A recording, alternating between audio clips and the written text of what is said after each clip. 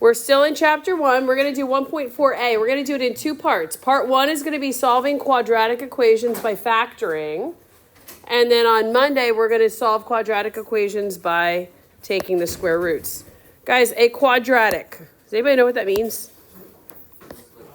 What's the highest exponent in a quadratic? 2. Your quadratic is going to have an x squared. When you have x squared, guys, how many answers do you have? You have 2 answers. The highest exponent in equation tells you how many answers you have. So the one on your test that you guys just had, they were linear. They were all x to the first power. So in this case now, we're going to be solving quadratics. So x squared is going to be your highest exponent, and you're going to have 2 answers. So what is a quadratic equation? It's any polynomial where the highest exponent has a variable of 2. We just talked about that. The standard form of a quadratic equation, it goes x squared, then x, then your constant, and it's equal to 0. You always want to get your equation to be set equal to 0. So you could have it where it starts off like this, where it's already in standard form, and you can solve it. This is a little bit of a different example because does anybody notice anything about that equation? It has an x squared and it has a constant. What does it not have? An x to the first power, okay? And then in this last one, if you were going to solve this, before you could go ahead and factor anything, what would you have to do with that 18? In order for it to be in standard form, what would you have to do with that 18? You got to subtract it. You have to move it to the other side. When you have a quadratic, you want everything on one side and then try to solve it from there. So these first couple examples, we're just going to solve by factoring. We've gone over factoring a bunch, but you want to get the quadratic equation in standard form, meaning x squared, then x, then your constant, and set equal to 0. And then you're going to factor. So we're going to look for the GCF. We're going to, if it's difference of squares, perfect square trinomial, grouping, that sort of a thing. And then it says here you're going to use the 0 property product. All you're going to do is whatever you get your parentheses into, you set them equal to 0. It's the same factoring we've done a million times. It's just one more step of saying, okay, now I have to set this equal to 0. So I look at number 1. This is a quadratic. I have x squared and I have an x. Is everything on one side and set equal to 0 on the other side? Yes, right? So we're going to factor. Guys, when you factor, what's the first thing you look for? GCF. Is there a GCF here? What can I take out of both of them? I can take out an x. So just like we factored before, I'm going to take out the x out in front, and then what are you left with? 3x plus what? Plus 1 equals 0. Again, how many answers should I have here at the end? 2. So now you take each piece that you factored. I have an x, and I have the 3x plus 1. You just set that equal to 0. So you say x equals 0, and then 3x plus 1 equals 0. So x equals 0. That's one of my answers. And then how do I figure out what the other one is? Subtract 1. Good.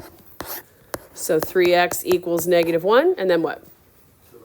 Divide by 3. So my other answer is x equals negative 1/3. So we're going to factor like we've done a whole bunch, and then we just set each piece equal to 0. So look at number 2. I have a quadratic. I have an x squared, so I know I have 2 answers. Is everything on one side set equal to 0? Yes. So let's go ahead and factor that. Is there a GCF? No GCF. Okay, there's 2 terms. What's the sign in the middle of those 2 terms? A minus sign. Well, check to see, are each of these perfect squares? Yes. So how can I break this down? X plus 1 and x minus 1. Perfect. So now that we've fully factored it, what do I do to each parenthesis? I set it equal to 0. Perfect. So on the left-hand side here, I have x equals what number? Negative 1. And on the right-hand side, I have x equals what? Positive 1. Perfect.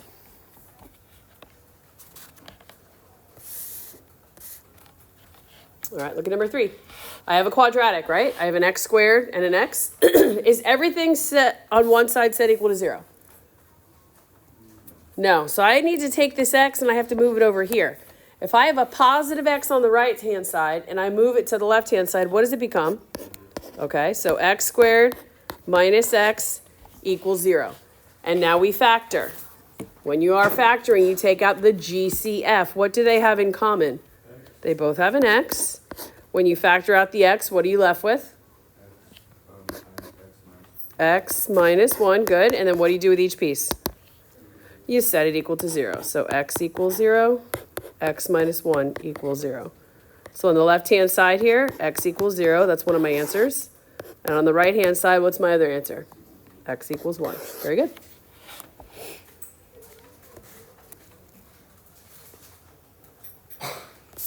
All right, let's look at this one. I have a quadratic. Is everything on one side set equal to 0? Yeah, okay. Is there a GCF? Nope, no GCF. So I have 3 terms. What do we do when there's 3 terms, guys? We try to break it into to 2 binomials, right? So x goes in the front, and then I say a times c. What are the factors of -8 that are going to multiply to give me a -8, but add to give me 2? X plus 4, x minus 2. Perfect. And now what do I do with each little piece? You set it equal to 0. So on the left-hand side here, I have x equals what number? -4. And on the right-hand side, I have x equals +2. Very good. Same type problem. It's a quadratic. X squared and an x. Everything's on one side set equal to 0. So we're going to try to factor this. There's no GCF, right? So it's a trinomial. We're going to multiply a times c. What are the factors of -30 that multiply to give me -30 but add to give me a -1? Perfect. X minus 6, x plus 5. Can I go ahead right now, as this is written, and set it equal to 0? Why not? Because your a term is not 1. Good. You've got to divide this by 2.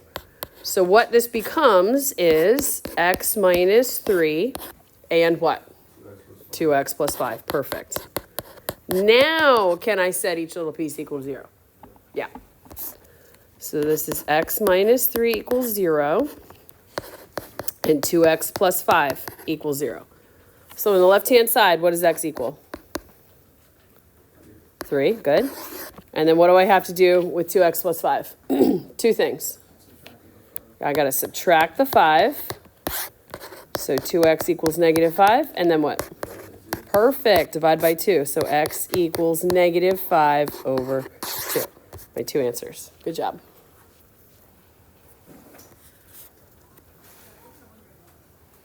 Let's go over here. I have a quadratic. It's x squared and x. But what is this not set equal to? 0. Has to be set equal to 0 before we can factor. So if I take this 16, that's positive, and I move it over here, what does it become? Negative. So I have x squared plus 6x minus 16 equals 0. Now we can go ahead and try and factor it. I need factors of -16 that multiply to give me a -16, but add to give me 6. X plus 8, x minus 2. So here I get x equals what?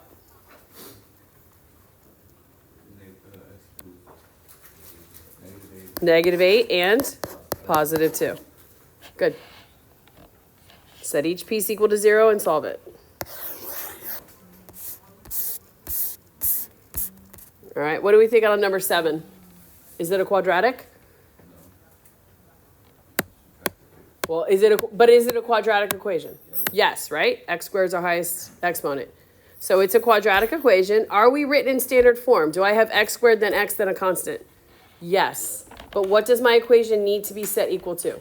0. I need to subtract 3 from both sides. So I needed this to say 2x squared plus 9x, what? Plus 4 equals 0. And now I can go ahead and factor. 2 times 4, my a times c. What are my factors of 8 that multiply to give me 8 but add to give me 9?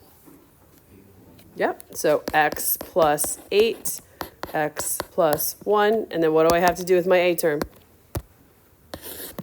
I have to divide both of these by my a term.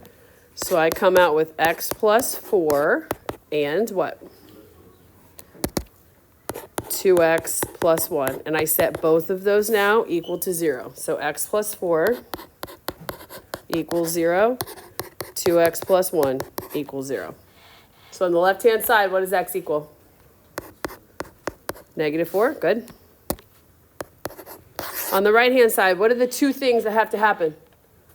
I have to subtract 1 from both sides. So 2x equals -1. And then what? Divide by 2. So x equals -1/2.